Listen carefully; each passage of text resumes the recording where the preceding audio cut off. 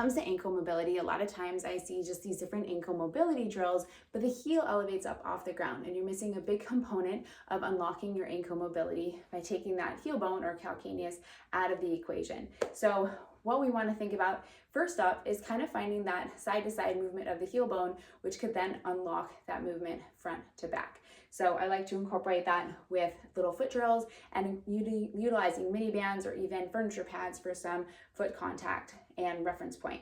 So you're going to place that mini band on the inside of the arch and then kind of where that arch starts, and then mini band on the outside lateral part of the heel. We want to think about supination and pronation in the foot are two movements. Supination, think about heel strike, and then as we toe off, we're resupinating. Pronation is kind of that splaying out, that spreading of the arch. Think about eccentric control. It's kind of slowing us down and preparing us for then that resupination moment. A lot of us kind of have these high rigid arches, and so we don't have that availability to kind of splay and get that pronation moment. So we're kind of missing a piece of the foot movement.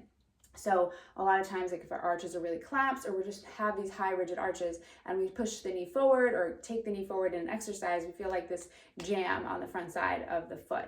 So with this exercise, what I want to do is get in kind of like a staggered hinge position. So we're not lunging down, we're in that more hinge position, more of the weight in this case on my left foot. And I'm literally just going to think about taking the knee forward and having my weight on my foot and just shifting my weight side to side in the heel. So finding inside edge of the heel on exhalation and outside edge of the heel.